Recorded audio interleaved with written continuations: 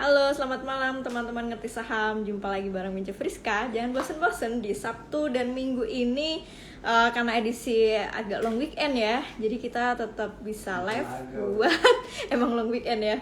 Buat belajar berfaedah ada ya, weekend berfaedahnya nih. Nah, kali ini kalau kemarin kita udah bahas zakat saham, kali ini kita bahas tentang satu topik yang sangat menarik banget ya menurutku, tentang value investing. Dan yang kita undang ini ada Mas TH ya. Mas TH ini udah kayak udah saya anggap kayak kakak sendiri nih Mas TH, karena udah senior. Dulu zaman saya awal-awal mulai berinvestasi di pasar modal, saya juga banyak belajar dari blognya Mas TH ya, Mas Teguh Hidayat. Teman-teman kalau mungkin pernah baca atau yang belum tahu, itu teguhhidayat.com. Itu dari zaman saya masih maba, masih mahasiswa baru dan baru mulai terjun itu, Mas Teh udah ada gitu. Jadi ini panutan banget, semoga juga bisa jadi panutan teman-teman lain nih dalam hal investing, khususnya di value investing ininya. Oh sebentar, kita ketik judulnya dulu ya teman-teman ya, value investing.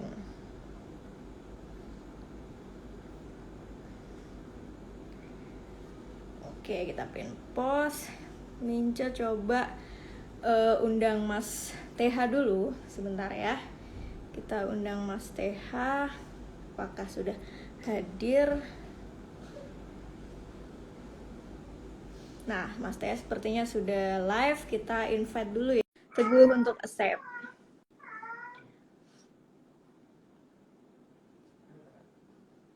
Sebentar ya. Kita sedang menunggu Mas Teguh untuk accept.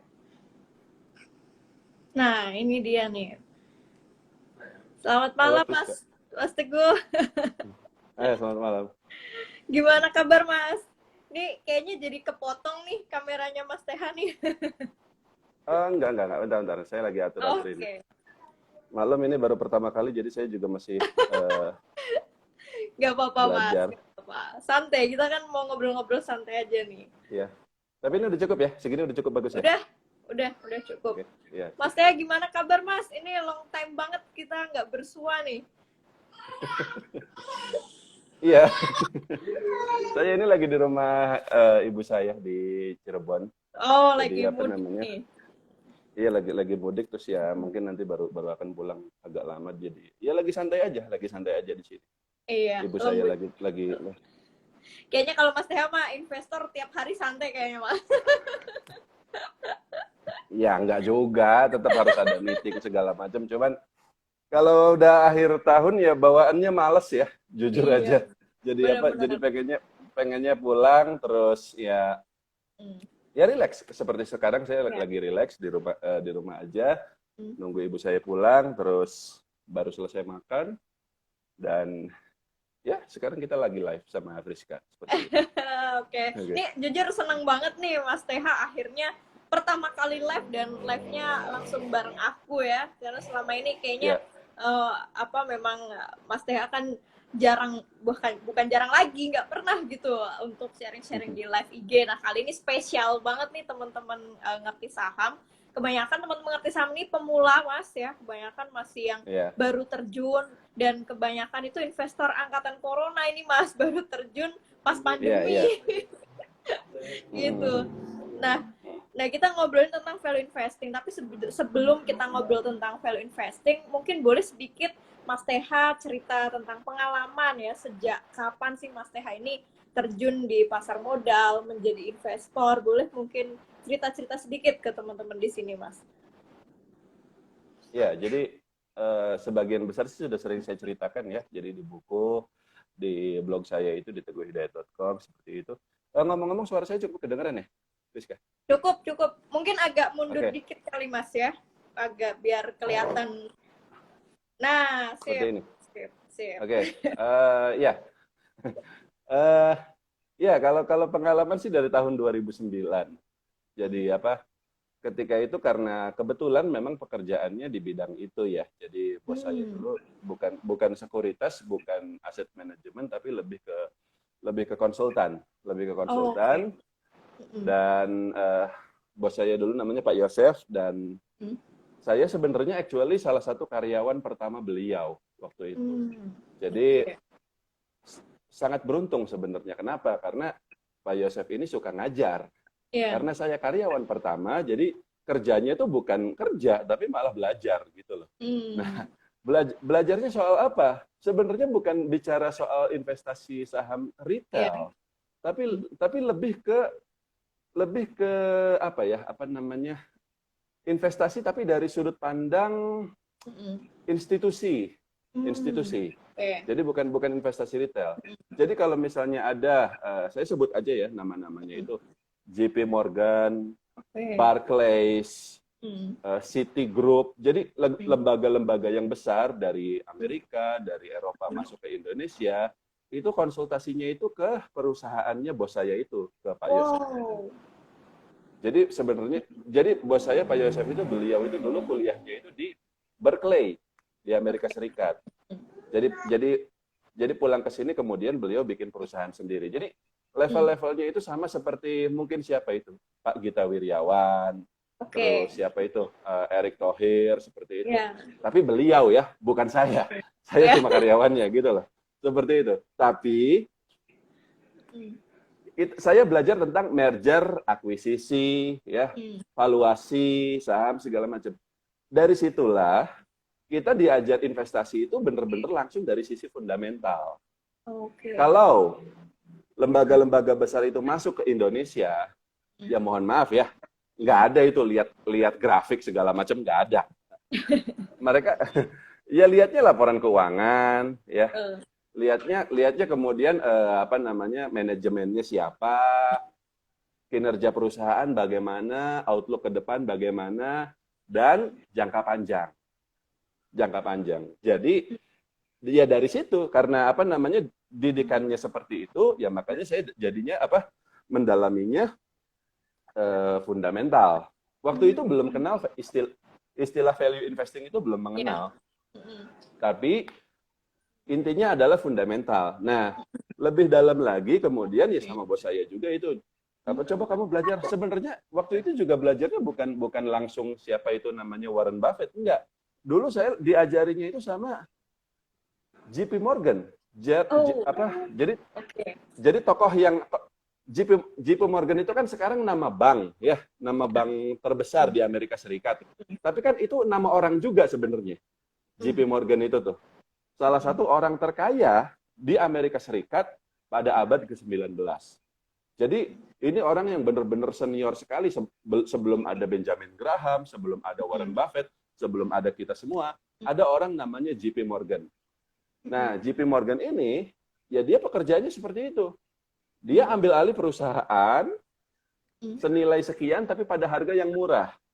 Lalu kemudian dia kembangkan, dia jadikan perusahaan besar, lalu go public. Lalu ada lagi saya belajar namanya itu Andrew Carnegie segala macam. Jadi orang-orang kaya nggak cuma di Indonesia tapi di seluruh dunia dan bukan hanya sekarang ini tapi sejak zaman dulu gitu.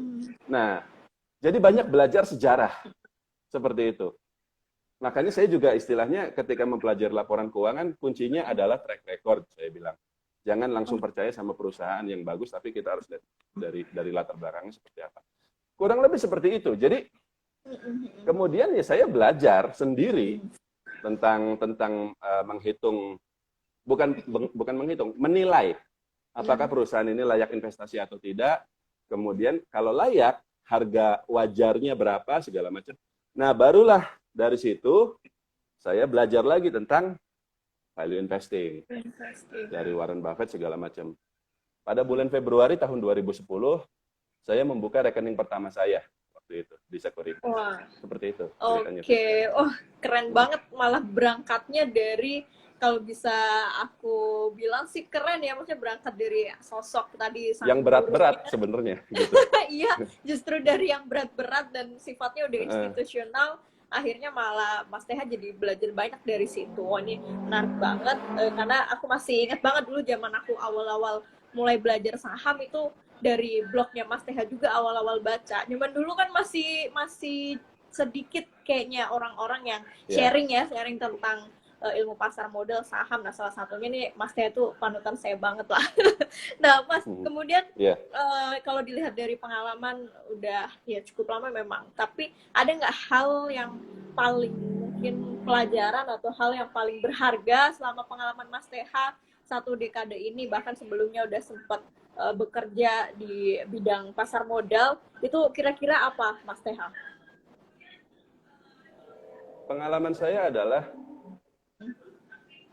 salah satu tantangan terbesar dalam berinvestasi itu adalah melihat jauh ke depan. Jauh ke depan. Jadi gini, sebenarnya sangat normal. Kalau misalnya kita beli saham hari ini, lalu besok lihat lagi gitu kan harganya apakah naik atau turun. Minggu depan dilihat lagi, bulan depan dilihat lagi seperti itu. Kadang-kala ya setiap dari pagi sampai sore seperti itu. Semua orang melakukannya, termasuk saya dulu. Tapi dulu ya seperti itu. Tapi jadi gini sebenarnya begini. Tadi saya sudah jelaskan bahwa kalau investor-investor institusi yang besar-besar itu, yang jutaan dolar, yang miliaran dolar, kalau mereka akuisisi perusahaan, ya mereka kan tidak trading ya, tidak beli saham. Sebenarnya mereka ada trading juga sih. Mereka ada beli perusahaan, lalu ada exit strateginya. Jadi kalau udah beberapa tahun nanti dijualnya bagaimana seperti itu. Jadi tidak melulu untuk benar-benar di hold selamanya seperti itu. Tapi sesingkat-singkatnya jangka waktu holding mereka itu biasanya 5 tahun. 5 tahun. Nah, saya bilang kalau misalnya untuk ukuran retail nggak usah 5 tahun lah, 1 tahun aja itu kita bisa sudah satu langkah lebih maju bisa dibilang seperti itu sebagai seorang investor ya. Dan itu actually pelajarannya saya dapat banget itu di tahun 2020 ini. Friska tentu masih ingat bulan Maret ya, waktu IHSG crash, iya kan? Itu saya setengah mati ngasih tahu ke member-member, ke orang-orang, ke teman-teman saya, nanti juga pasar akan rebound. Kita posisinya nyangkut, ya. Bapak nyangkut, sama, saya juga nyangkut. Dan nyangkutnya itu nggak sedikit, gede. 40% kita rugi waktu itu. Luar biasa. Dan maksud saya, hari ini kan ya, kita dananya nggak seperti 10 tahun yang lalu, gede Friska. Jadi ketika saya bilang rugi 40%, secara rupiah itu sebenarnya pusing kita lihatnya itu. Tapi ketika semua orang ya hanya melihat besok IHSG turun lagi, besok IHSG turun lagi, saya bilang, coba kita lihatnya jauh ke depan. Coba kita lihatnya jauh ke depan. Jangan lihat, bahkan jangan hanya lihat tahun 2020 ini saja, lihat 2021. Saya tidak ngalamin tahun 2008 itu bagaimana. Saya tidak tahu rasanya seperti apa. Karena saya baru belajarnya 2009. Ya. Tapi kenyataannya adalah ketika crash di tahun 2008 itu, 2009 pasar naik lagi. Seperti itu. Betul. Friska, saya kasih tahu, hari ini gampang bilang bahwa pasar akan baik-baik saja karena IHSG-nya sudah naik. Iya. Ya. Hari ini IHSG sudah 6 ribuan. Tapi waktu bulan Maret itu luar biasa. Waktu IHSG masih di 3.900, masih di 4.000, luar biasa. Saya bilang sama semua orang, lihatnya jauh ke depan, lihatnya jauh ke depan. Saya nggak bilang 5 tahun, 1 tahun. 1 tahun saja. Nggak akan IHSG akan di sini terus. Ini justru kesempatan. Kalau memang punya duit, beli. Kalau nggak punya duit, karena duitnya udah masuk semua dan nyangkut, hold saja, saya bilang. Waktu itu. Sekali lagi, kalau sekarang gampang bilang bahwa oke, pasar udah recover. Dulu enggak. Dan itu ketika saya bilang dulu tuh nggak ada 1 tahun yang lalu. Bulan Maret, waktu IHSG crash seperti itu. Saya kira itu pelajaran berharga dan itu yang akan saya share juga sebenarnya nanti ke anak saya kalau nanti dia sudah mulai masuk ke pasar modal juga. Sekarang dia masih kelas 1 SD. Tapi saya akan ceritakan kalau dia nanti udah masuk gitu. Nanti bentar lagi pas udah 17 tahun langsung ya. Iya, kamu yang kamu alami hari ini tuh nggak ada apa-apanya. Dulu Papa pernah ngalamin gitu, seperti itu. Oke. Oh, keren. Ini denger ceritanya jadi memang lebih semangat lagi nih tentang optimisme lah untuk pasar modal kita. Nah, Mas TH, kita nyinggung sedikit tentang value investing karena kan memang dari awal aku tahu pun Mas Hani sosok salah satu senior value investor lah di Indonesia. Nah, value investing ini banyak pemula yang mereka belum begitu memahami sebenarnya secara sederhana value investing ini seperti apa, Mas? Mungkin dari pengertian atau mungkin aspek-aspek yang lainnya seperti itu. Ya, ya kalau dijelaskan secara komplitnya sih ya butuh satu buku ya untuk menjelaskan itu semua seperti itu. Secara ringkasnya. Tapi kalau misalnya ya secara ringkasnya ya sebenarnya saya yakin teman-teman juga sudah sering mendengarnya ya. Jadi beli perusahaan atau beli barang senilai Rp1.000 tapi pada harga 400 seperti itu. Nah, cuman kan balik lagi, bagaimana kita tahu perusahaan itu nilainya 1.000? Ngitungnya bagaimana? Nah, ada dua hal sebenarnya, ya nilai aset hari ini dengan nilai aset di masa yang akan datang. Nilai aset hari ini ya berarti ekuitas perusahaan.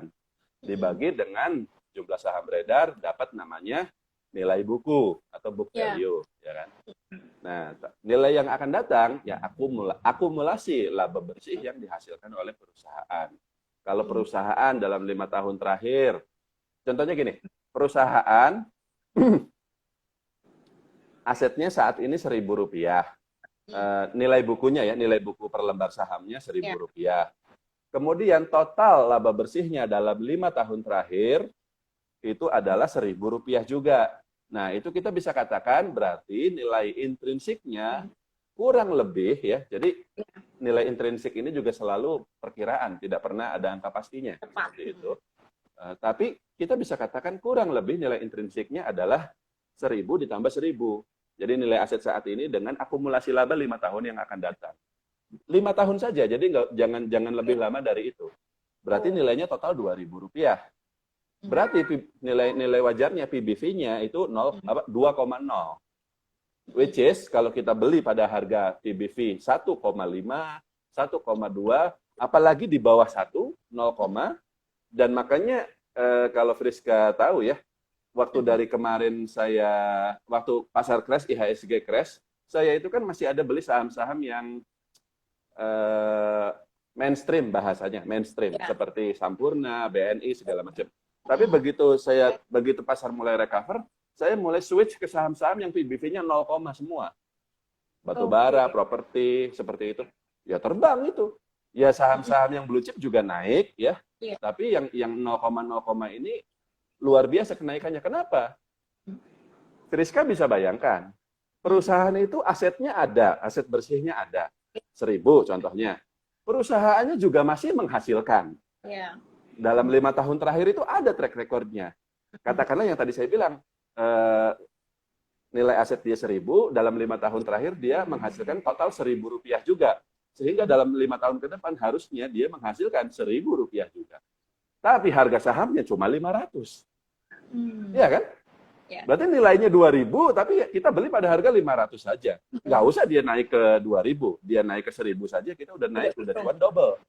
Iya, seperti itu. Jadi sebenarnya ada hitung-hitungannya kenapa saham-saham tertentu naik tapi tidak banyak, tapi saham lain naiknya banyak, seperti itu.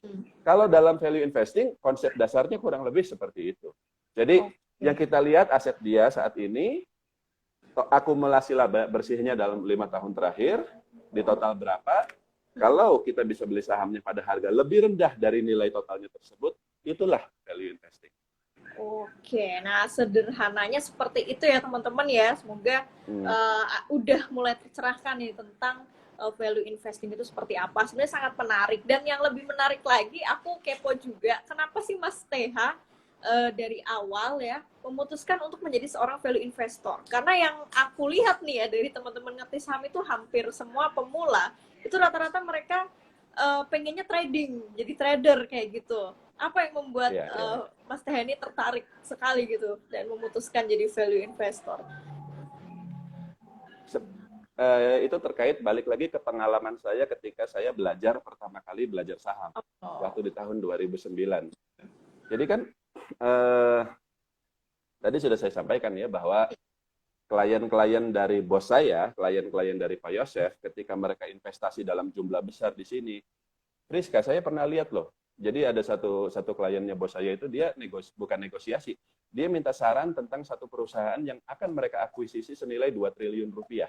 Wow. Dan itu jumlah yang ya jangankan saat itu gede banget. Ya sekarang juga masih gede ya. Iya. Dan apa namanya? Ya dan mereka tidak main-main. Tidak katakanlah berniat beli. Tetap ada, sekali lagi saya katakan, tetap ada exit strateginya. Jadi setelah perusahaan senilai 2 triliun itu dibeli, nanti 5 tahun kemudian mereka jual, mudah-mudahan bisa dijual dalam ada harga 5 triliun. Jadi kan ada keuntungannya seperti itu gitu ya. Nah, dari situ saya tuh merasa apa ya? Jujur aja Friska, melihat bapak-bapak, waktu itu kan saya masih sangat muda. Usia saya waktu itu masih 23 tahun. Ya. Saya masih anak muda yang nggak ngerti, masih culun dan segala macam. Tapi ngelihat bapak-bapak pakai baju rapih, keren sekali seperti itu, dan mereka pembicaraannya juga tampak sangat high class seperti itu gitu ya. Saya pengen seperti mereka. Saya pengen beli perusahaan. Tapi saya nggak punya duit. Ya. Nah, tapi saya ngomong sama bos saya itu. Ya kamu, dan apa kata bos saya bilang waktu itu? Ya kamu pikir mereka-mereka yang sekarang punya duit itu dulunya langsung pakai duit gede gitu? Enggak. Mereka juga dulunya karyawan. Mereka juga dulunya nggak ngerti apa-apa. Tapi mereka belajar. Kalau kamu pengen seperti mereka, ikuti cara mereka. Kalau kamu pengen investasi, lihat laporan keuangannya. Bukan pakai cara yang lain, kata dia. Seperti itu. Jadi dari situ sebenarnya motivasinya. Dan hari ini actually, meskipun saya katakanlah belum seperti mereka yang mainnya sudah ratusan juta dolar ya, tapi sudah separuh jalan dibanding 10 tahun yang lalu. Itulah kenapa saya bukan tidak tertarik. Sekali lagi value investing itu jangan dibayangkan beli saham lalu hold forever. Nggak selalu seperti itu. Ya, eventually kita akan exit. Ya. Tapi jangan dibayangkan beli hari ini jual besok. Tidak. Hold-nya agak lama. Jadi sebenarnya kita trading juga. Tapi kalau kita bicara investasi yang serius, dana yang besar, dan juga pengendalian risiko yang hati-hati, karena ini dana yang besar seperti itu, ya tentu saja kita tidak bisa hanya sekedar melihat chart segala macam. Kita harus mendalami perusahaannya. Kita harus hati-hati seperti itu.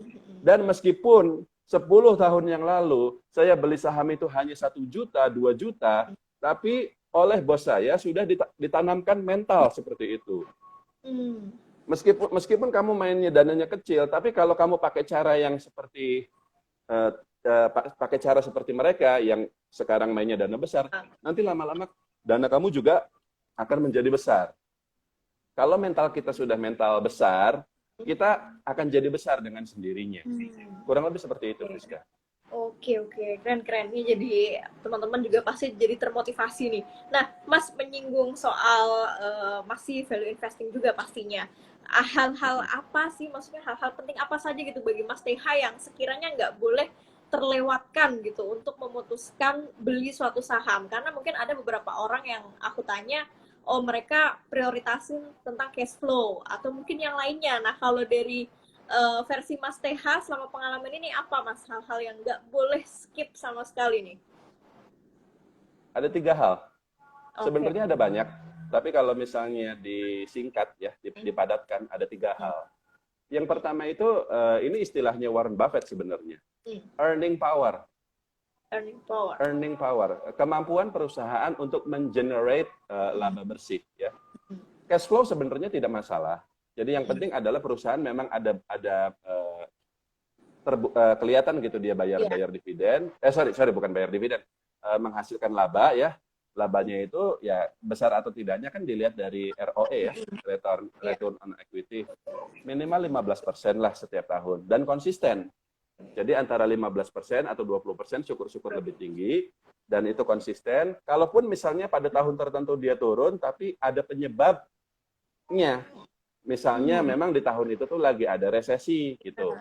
Jadi bukan kesalahan perusahaan. Itu. Saya cenderung melihat track record dibanding prospek.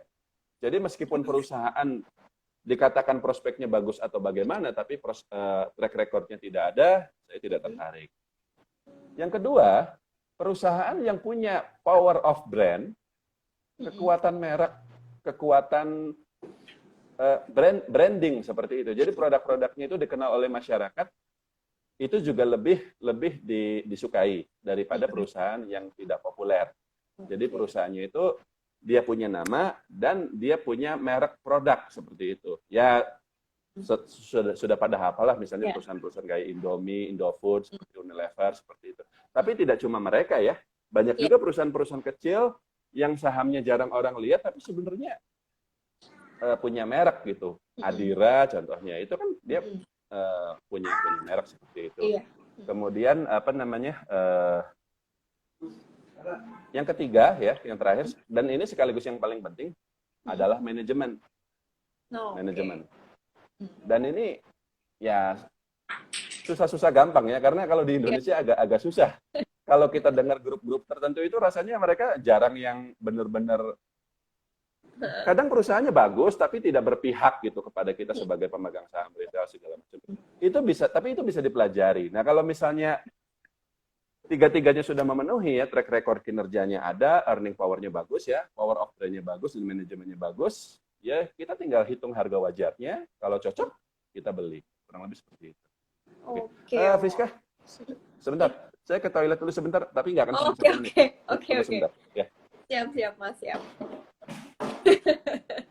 Oke, teman-teman, sambil menunggu Mas TH ke belakang, Mince coba kurasi beberapa pertanyaan yang udah masuk ya. Nanti Mince pilih 3 pertanyaan dulu yang akan Mince sampaikan ke Mas TH. Jangan lupa kunjungi websitenya ya, teguhdaya.com. Itu berfaedah banget, serius. Dari zaman aku masih cupu, jadi investor cupu itu, website itu udah ada dan itu banyak, jujur banyak memandu lah, ngasih banyak pencerahan.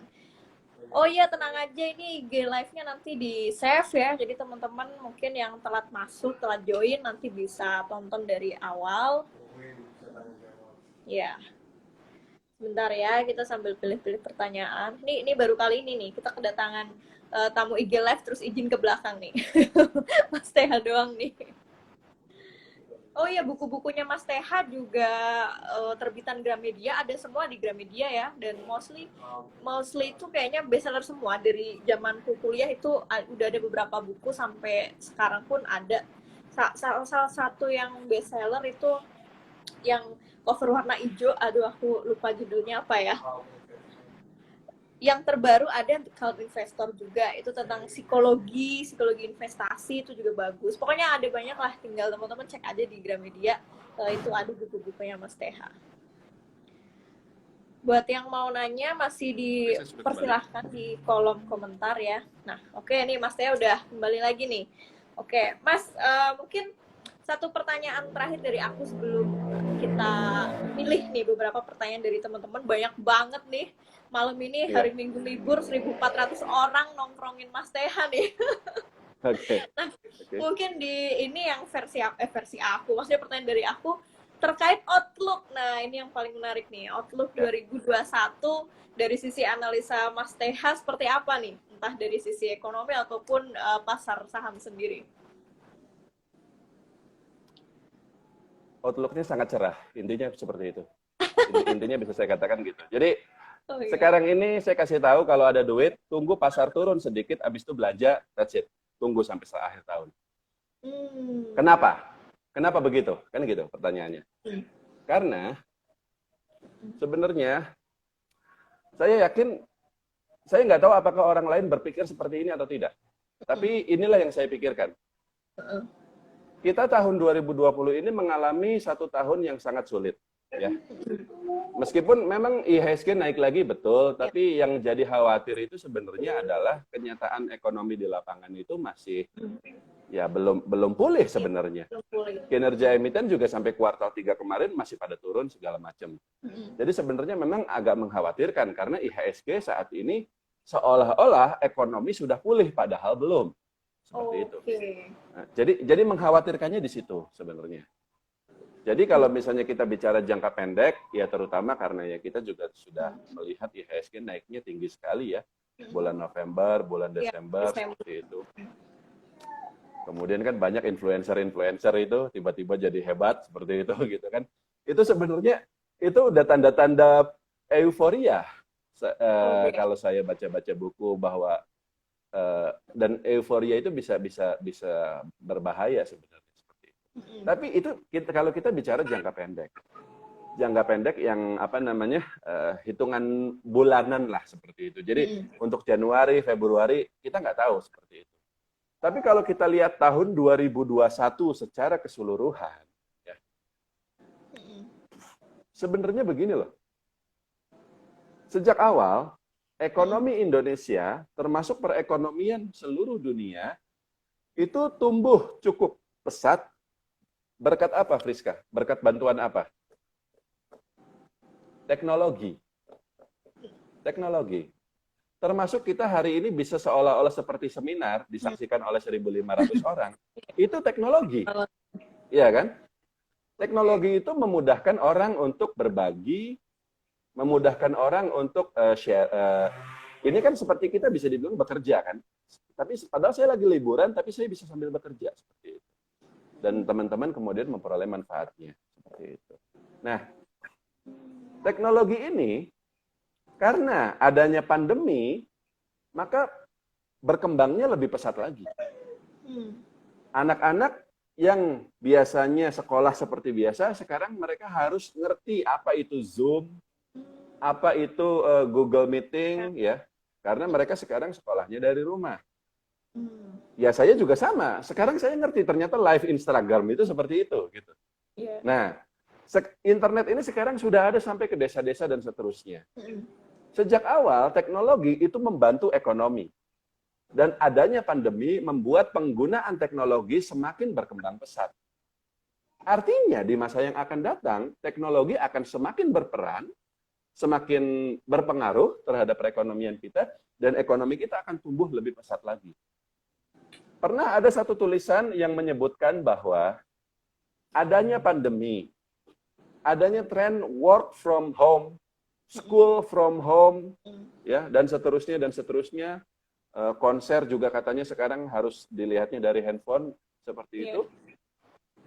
Ponakan saya lihat konsernya Blackpink waktu itu, dia cerita seperti itu.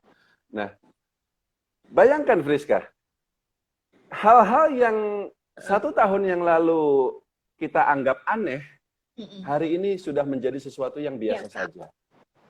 Artinya terjadi lompatan penggunaan teknologi. Nah, seperti itu.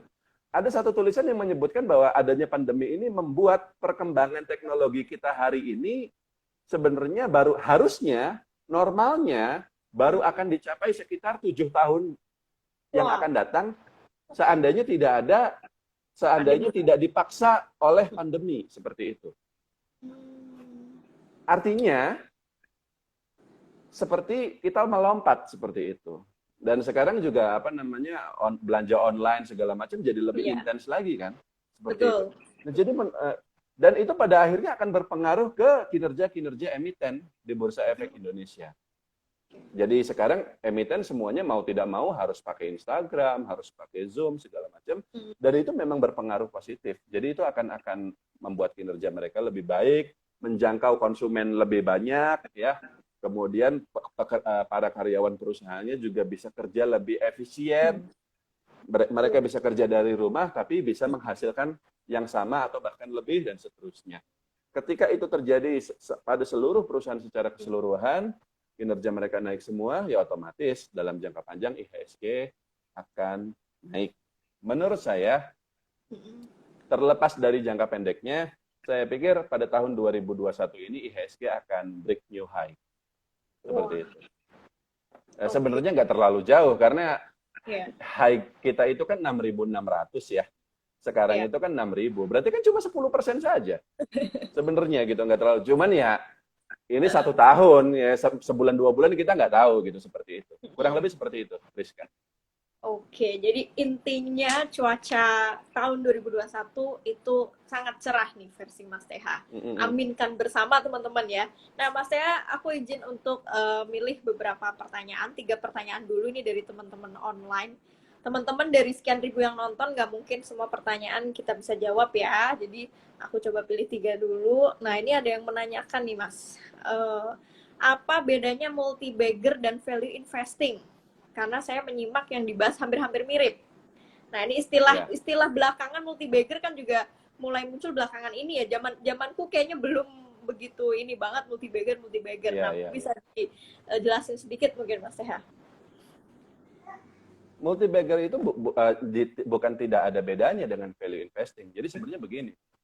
Tadi saya sudah jelaskan bahwa kalau kita menemukan ada saham nilai wajar dia, PBV dia itu harusnya 2,0, 2 kali lah, 2 kali. Tapi harga sahamnya dia saat ini itu cuma PBV-nya 0,4, seperti itu. Nah, berarti jauh sekali. Ibaratnya mobil Alphard, tapi dijualnya pada harga Alia apa Calia itu. Pokoknya mobil yang mewah 1 miliar, tapi dijualnya pada harga 100 juta, seperti itu gitu kan. Nah, ya artinya kalau kita beli mobil itu yang harusnya harganya 1 miliar itu, tapi pada harga 100 juta saja, lalu kemudian kita jual lagi, kali ini pada harga yang benernya 1 miliar, ya berarti kan keuntungannya sampai 10 kali lipat.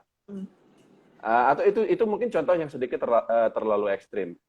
Multi-bagger itu kan adalah istilah bagi saham yang kenaikannya 100% atau lebih. Jadi kenaikannya bukan lagi 10%, 20%, 30% dan seterusnya, tapi 100%, 200%, 300% dan seterusnya. Tahun 2011 itu adalah pengalaman saya banyak sekali ketemu saham-saham seperti itu. Actually itu sebenarnya, jadi gini, saya sebenarnya sangat beruntung. Meskipun saya memulai investasi ketika itu dengan dana yang sebenarnya sangat kecil, tapi hanya 2-3 tahun kemudian di tahun 2011 itu saya cuan dari batu bara ketika itu. Saya beli KKGI di harga 1.700, saya jual di harga 8.000. Wow. Nah, jadi sebenarnya lompatannya di situ. Oke. Nah, karena pada tahun 2020 ini pasar crash, ada saham yang harusnya harganya 1.000 tapi dia turun sampai tinggal sisa 200 perak. Padahal sebenarnya harusnya dia harganya 1.000 seperti itu. Itulah multi-bagger. Kalau kita beli di harga saham di harga 200 itu, lalu dia naik sampai 1.000, ya berarti kan naiknya 5 kali lipat seperti itu. Tapi tahun ini memang ada banyak peluangnya dan itulah kenapa istilah multi-bagger kemudian menjadi populer. Tapi waktu tahun-tahun 2014, 2013, saya sendiri pun nggak ketemu saham yang kemudian naiknya sampai berlipat-lipat seperti itu. Ada sih saham yang ada di bursa selalu ada saham yang naiknya berlipat-lipat, tapi sayanya nggak beli gitu loh. Seperti itu waktu itu. Karena jadi waktu itu peluangnya tidak banyak. Tapi di tahun 2020 ini memang peluangnya banyak. Seperti itu. Jadi simpelnya begini. Value investing memungkinkan kita untuk membeli saham yang di kemudian hari naik 100% atau lebih. Value investing memungkinkan hal tersebut. Saya tidak tahu metode yang lain apakah bisa juga atau tidak, tapi value investing berdasarkan pengalaman memungkinkan Anda dan juga saya untuk beli saham yang kemudian naiknya 100% atau lebih. Tapi jumlah peluangnya tidak selalu sama setiap tahun. Tahun 2020 ini memang banyak sekali saham-saham yang sangat-sangat murah yang kemudian naiknya luar biasa. Ya, tapi belum tentu nanti di tahun 2021 peluangnya sebanyak itu juga, belum tentu. Seperti itu. Oke. Oke, siap. Semoga terjawab ya Mas tadi yang nanya. Nah, ini pertanyaan berikutnya bagus juga nih. Bagaimana cara mengetahui kualitas dari manajemen sebuah perusahaan? Apa bisa tercermin di laporan keuangannya? Nah, mungkin ini tips sederhananya nih buat pemula-pemula yang karena manajemen ini ya susah-susah gampang seperti tadi Mas Teha sampaikan, tapi mungkin ada sedikit tipsnya gitu Mas Teha. Tips sederhananya gini aja. Sebisa mungkin perusahaan itu jarang melakukan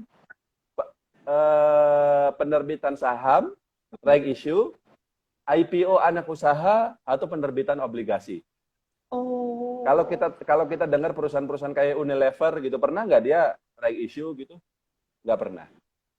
Astra pernah actually, United Tractors juga pernah, tapi jarang sekali. Dan ketika dia right issue itu ya beneran suntik dana seperti itu. Hati-hati juga dengan perusahaan-perusahaan yang backdoor listing. Jadi dia IPO, tapi bukan IPO, dia akuisisi perusahaan kecil, habis itu dia right issue ya. Kemudian right issue-nya itu mengambil perusahaan yang tidak listing, jadi sekarang backdoor listing seperti itu. Itu kan yang biasa dilakukan sama, saya tidak akan nyebut namanya ya, yang sekarang di penjara karena kasus Jiwasraya. Ya, Friska pasti tahu kan. Nah, itu kan caranya seperti itu, cara mereka goreng-goreng saham segala macam itu. Lalu ada juga grup yang memang right issue lagi, private placement lagi. Sebaiknya hindari. Sebenarnya ciri-cirinya ada banyak, tapi gampangnya seperti itu. Jadi cari perusahaan-perusahaan yang memang jarang atau memang tidak pernah melakukan hal-hal seperti itu, melainkan dia fokus sepenuhnya menjalankan usahanya. Kalau memang perusahaannya consumer good, ya dia jalanin situ. Kalau perusahaannya properti, ya dia bikin properti, konstruksi, ya dia bikin konstruksi. Fokus di situ, gitu. Bukan malah main-main sama sahamnya. Seperti itu. Oke, wah ini nih keywordnya nih teman-teman ya, catet nih kalau yang barusan nonton. Berarti dengan kata lain, seperti halnya mungkin Pak Lokeng Hong ya, Mas TH pun kurang begitu. Maksudnya untuk saham-saham IPO seperti itu, Masnya juga bisa dibilang kurang berminat ya Mas ya? Kalau untuk saham-saham yang baru launching atau IPO gitu. Kalau yang baru IPO itu kan kemudian terbang-terbang seperti itu ya. Sahamnya kemudian auto reject setiap hari gitu kan, ujung-ujungnya turun lagi biasanya seperti itu. Nah, saya menghindari. Meskipun ujung-ujungnya turun, habis itu naik lagi, orang rame lagi, jangan. Itu kita nggak tahu. Sebenarnya itu kan saham-saham yang memang naik turunnya itu bukan ditentukan oleh fundamental, tapi sama bandarnya, istilahnya seperti itu. Nah, sebagai fundamentalis, saya menghindari saham-saham tersebut. Saya beli saham yang memang saya lihat manajemennya bagus, dan so far, so good. Hasilnya kita untung kok, seperti itu. Oke, siap-siap. Nah, ini ada pertanyaan berikutnya, bagus juga ini. Bagaimana kasusnya nih untuk saham-saham yang PBV-nya udah tinggi, seperti mungkin Unilever, BRI, atau yang lainnya. Sebagai investor, menyikapinya gimana Mas untuk saham-saham yang PBV-nya udah tinggi, tapi sepertinya mungkin masih punya prospek kayak gitu? Ya, oke.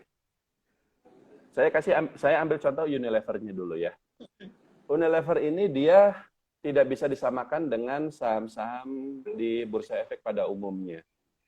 Dia dari sisi merek sangat kuat. Ya.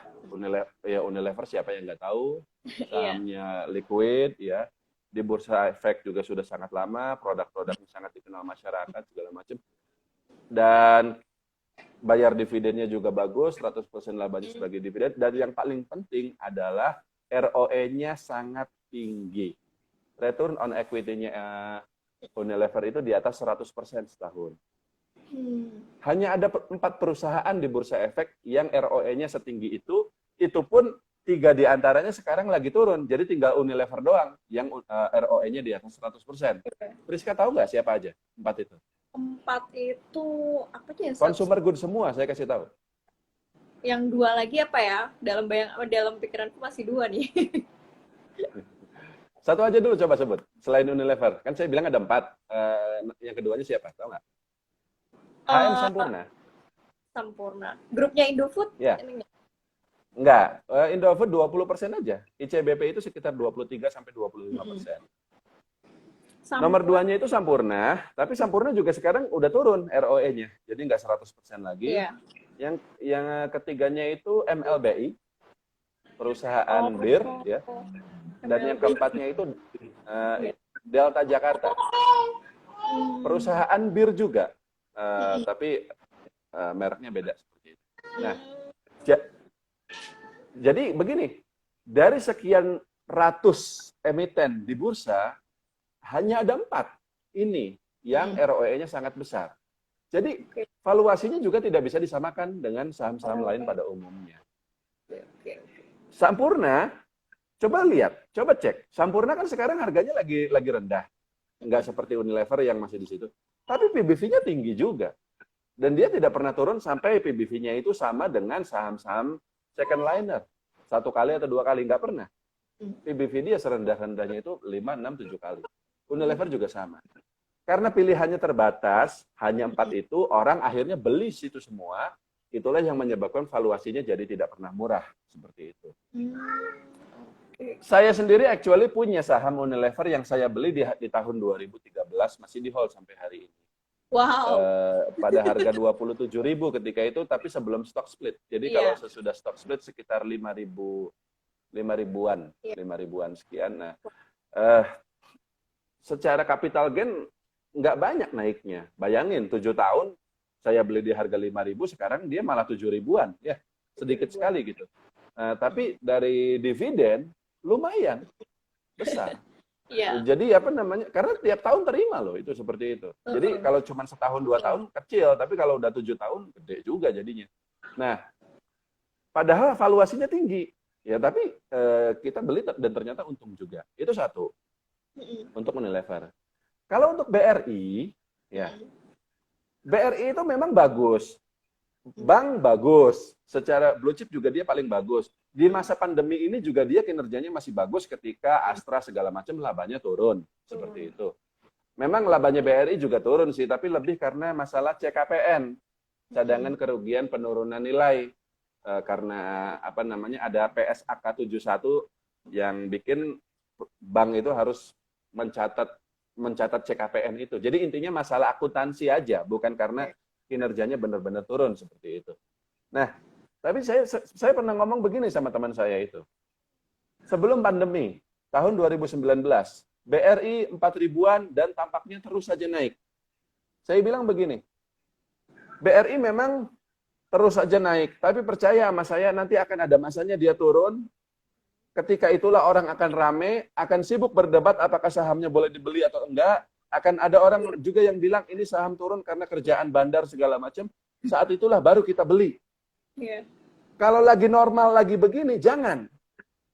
Tunggu saja. Kapan Mas Teguh turunnya? Nggak tahu. Tapi tunggu aja. Kira-kira dia bisa turun sampai berapa? Bisa turun sampai dalam banget. Apakah perusahaannya jelek? Enggak. BRI bagus. Meskipun resesi, dia tetap bagus. Perusahaan apa namanya track recordnya selama ini sudah terbukti gitu. Tapi ketika dia turunnya bisa sangat luar biasa. Dan Friska tahu pada bulan Maret dia turun sampai berapa? Tahun 2020 ini. Sampai 2.190 rupiah. Dari harga 4.700. Turun 50% lebih waktu itu. Nah, pada saat itu saya bilang ini murah ini. Kalau mau beli silahkan. Gitu. Bukan ketika dia di 4.000-an. Gitu. Jangan diliatin. Kalau diliatin kita seolah-olah ini kok nggak turun-turun gitu. Gitu. Kan harusnya sambil nunggu itu ya kita beli dulu saham-saham yang lain seperti itu. Nanti ada masanya saham ini turun. Ya nggak cuma BRI ya, BCA juga kan BBV-nya sangat tinggi. Tapi pada bulan Maret dia pernah turun juga sangat luar biasa sampai tinggal 20.000 perak waktu itu. Nah saat itulah kita bisa beli, lalu hold saja tunggu sampai jangka panjang. Jadi BRI tidak seistimewa Unilever. Jadi PBV-nya dia yang sekarang tinggi itu memang mahal. Tapi nanti akan ada masanya, meskipun saya tidak tahu kapan, akan ada masanya dia turun, valuasinya murah, saat itulah kita bisa beli. Oke, jadi memang kasusnya untuk Unilever sendiri nggak bisa disamakan ya Mas ya dengan saham-saham yang ada di bursa pada umumnya. Nah ini satu pertanyaan terakhir, udah nggak kerasa banget nih, udah hampir 1 jam. Ini pertanyaan bagus nih. Izin bertanya Mas untuk screening saham bagaimana caranya? Karena kan kita tuh banyak banget nih Mas TH saham di bursa kita sekarang udah 700 lebih. Nah selama ini pengalaman Mas TH untuk screening saham sampai bisa mau menghitung valuasinya itu dari mana dulu nih langkahnya gitu? Nah sebenarnya begini, saya kadang-kala malah balik bertanya gitu seperti itu. Kalau kita tidak melakukan screening saham, kalau kita tidak membaca laporan keuangan, lalu kerjaan kita sebagai investor ngapain? Sebenarnya gitu loh. Apakah ngeliatin saham dari pagi sampai sore? Itu bukan kerjaan investor. Iya. Itu kerjaan pemula. Seperti itu. Saya juga sama dulu. Waktu pemula seperti itu kerjaannya. Screening saham itu kita nggak pakai alat-alat atau software apapun. Jadi bisa dibilang secara manual, ya meskipun saya punya tim sih ya. Jadi saya tidak mengerjakannya sendiri. Saya dibantu sama asisten seperti itu. Tapi sebenarnya tidak sesulit itu dan juga tidak butuh waktu selama itu. Ya. Laporan keuangan itu kan pada intinya cuma satu. Kita harus tahu ini perusahaannya untung atau tidak. Tidak.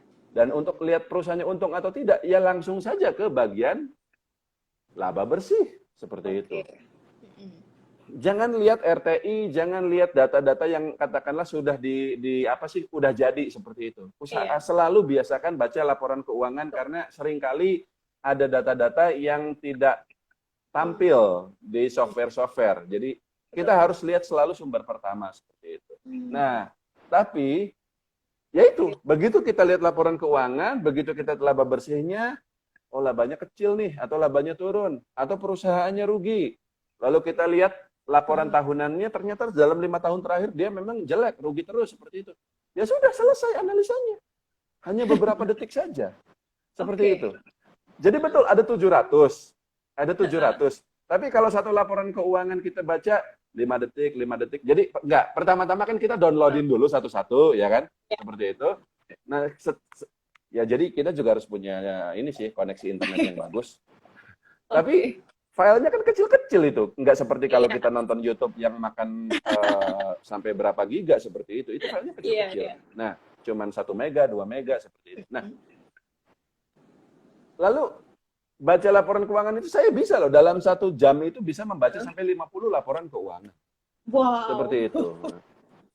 Kenapa kok bisa cepat? Karena udah biasa, Friska. Kalau memang baru kalau masih baru banget, iya logikanya samalah seperti kita lihat ibu kita di dapur. Ibu kita motong cabai, motong bawang, kok kayaknya cepet banget gitu, seperti itu. Kalau saya ya pelan-pelan karena nggak pernah sebelumnya gitu. Tapi kenapa beliau bisa cepat seperti itu? Karena udah biasa seperti itu. Nah, laporan keuangan itu yang bagus-bagus itu kita simpan, lalu baru analisa lebih lanjut.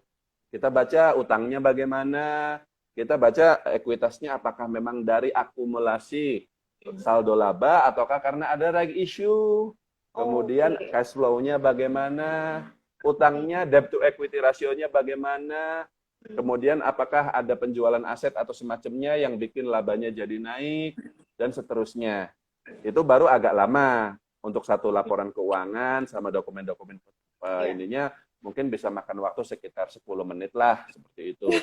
Nah, tapi kemudian begitu dapat, makanya value investor seperti saya itu kadang-kala ya pilihan sahamnya aneh-aneh memang. Tapi itu bukan asal-asalan. Memang kita gali gitu loh. Memang kita baca semua laporan keuangan satu-satu sampai akhirnya, oh ini memang sebenarnya saya nyebutnya mutiara terpendam itu. Yang saham bagus, yang sebenarnya harganya harus sangat tinggi, tapi harganya saat ini sangat malah jauh lebih murah. Multi bagger jadinya ketika kemudian kita beli dan dia naik banyak. Intinya adalah kalau kita tidak membiasakan dari sekarang membaca laporan keuangan dan selalu pengen hasil yang instan, jadi hanya melihat data-data di sekuritas RTI, ya sampai kapanpun tidak akan terbiasa gitu loh, Rizka. Jadi biasakan dari sekarang sampai nanti ya seperti yang tadi saya katakan, baca laporan keuangan cuma beberapa detik, langsung bisa kita simpulkan apakah memang sahamnya bagus atau tidak, apakah sahamnya boleh dibeli atau tidak, seperti itu. Memang tidak akan langsung. Memang pada awal-awal baca 700-an emiten itu akan butuh waktu cukup lama seperti itu. Tapi kalau nanti sudah terbiasa, biasanya saya membuat analisa triwulanan, karena laporan keuangan itu kan keluarnya 3 bulan sekali. Setiap kuartal seperti itu. Itu nggak nyampe 1 minggu. Nggak nyampe 1 minggu. Dan yang perlu dicatat juga, kan kita ngerjainnya nggak tiap hari. 3 bulan sekali aja. 3 bulan sekali. Bayangkan kalau laporan keuangan keluarnya tiap bulan. Pusing. Untungnya enggak. Hanya 3 bulan sekali aja. Loh, masa sih selama selama waktu 3 bulan itu kita nggak bisa ngeluangkan waktu barang 1 minggu untuk katakanlah baca-baca seperti itu. Kita kan nggak sibuk yang bagaimana seperti itu. Jadi jawabannya seperti itu, Priska. Oke, wah ini mencerahkan banget nih jawabannya. Memang bisa karena terbiasa. Awal-awal mungkin kita pemula, banyak pemula, aduh baca laporan keuangan tuh tebel, lama, segala macem. Ya memang awalnya semua juga seperti itu. Dulu Mas Teha juga pasti merasakan perasaan sama juga. Nah Mas Teha di 5 menit terakhir ini mungkin boleh minta izin untuk memberikan closing statement-nya nih, sekalian wejangan untuk teman-teman investor yang notabene masih pemula, biar mereka bisa terus optimis dan bisa survive ya. Paling nggak investor saham itu kan harapannya kita ya pasti bisa berinvestasi seumur hidup bahkan sampai diwariskan. Tapi untuk bisa survive sepanjang itu selama seperti Mas ya seperti sekarang tuh pasti kan lika-likunya banyak banget. Nah boleh tuh Mas wejangannya dan closing statement-nya sekalian. Ya, jadi begini. Tadi saya sudah cerita sama Friska bagaimana di bulan Maret saya ngomong sama teman-teman saya, nggak apa-apa, nanti pasar akan naik lagi. Jangan takut. Setiap terjadi market crash, setiap terjadi resesi, pada akhirnya ekonomi akan pulih, pada akhirnya IHSG akan naik. Jangan takut, saya bilang. Pada akhirnya ekonomi pulih. Dan ya alhamdulillah saya juga dihitung dari bulan Maret itu sampai hari ini ya sudah profitnya luar biasa. Tapi kalau dihitung secara year to date dari awal tahun ya profitnya normal saja karena kan rugi dulu gitu ya di bulan Maretnya. Nah, tapi kan itu pada bulan Maret, pada bulan April. Tapi dalam 2 bulan terakhir ini yang terjadi sebaliknya kan, IHSG naik terus. Seperti itu. IHSG naik terus, nyari duit rasanya gampang banget dari saham itu. Ya, nggak usah analisa, pokoknya beli aja, naik tuh. Karena sekarang saham yang bagus, saham yang jelek, semuanya naik. Ada juga yang bilang karena dipom-pom apa segala macam. Seolah-olah main saham gampang. Seperti itu. Tapi, sebagai, ya bisa dibilang senior ya, kalau misalnya perbandingannya sama teman-teman yang memang baru buka rekening tahun ini, saya bisa katakan bahwa saham itu, investasi saham itu dibilang mudah? Enggak. Dibilang susah juga? Tidak. Tapi pada perjalanannya akan ada susahnya, akan ada mudahnya. Seperti itu. Dan itu terjadi secara silih berganti, siang dan malam. Jadi teman-teman, yang saya harap sih, karena memang sekarang kondisi pasarnya bagus, lagi pada cuan semua, ya mudah-mudahan seperti itu.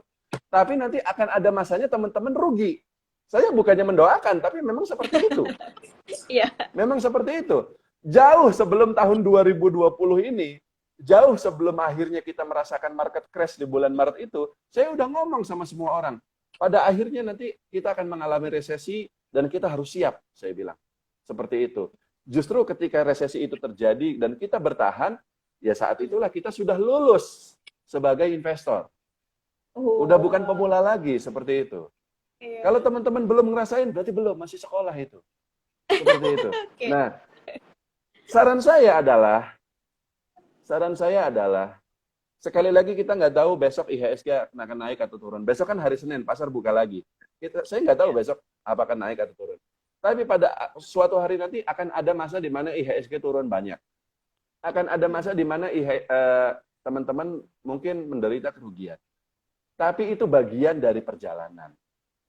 Ketika teman-teman merasa sangat pesimis, ingat bahwa saya sudah pernah mengalami itu semua dan saya sampai hari ini masih bertahan. Kayak gitu saya bilang. Tapi sebaliknya, ketika hari ini teman-teman merasa main saham itu sangat mudah karena memang beli saham apapun naik terus seperti itu, ya saya kasih warning juga. Pasar tidak selalu seperti sekarang. Tidak. Akan ada naik turunnya. Naik terus, ya, tapi nanti akan ada masa turunnya. Dan ketika turun itu terjadi, nggak apa-apa. Itu normal. Seperti itu. Bukan salah siap.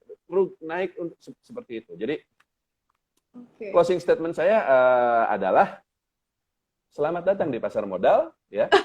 Nikmati keuntungan hari ini karena besok kita nggak tahu bagaimana. Kurang lebih seperti itu, Rizka. Tapi ketika ketika nanti masa-masa sulit itu terjadi, ingat bahwa itu adalah bagian dari perjalanan. Teman-teman hanya perlu bertahan. Pada akhirnya kita semua, insya Allah, akan sukses di pasar modal. Seperti itu. Siap. Thank you banyak. thank you banget ini Mas Teha ya. 30 Ya, detik oke, terima kasih, terakhir Rizka. saya mau mengucapkan terima kasih banyak Mas Teha atas waktunya. Buat teman-teman yang bertahan hampir 2.000 orang malam ini, keren banget, luar biasa.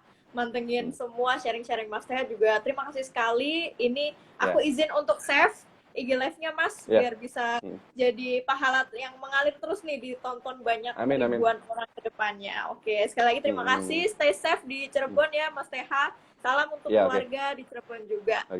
Saya tutup dulu. Assalamualaikum. See you Mas Teha. Waalaikumsalam. Bye.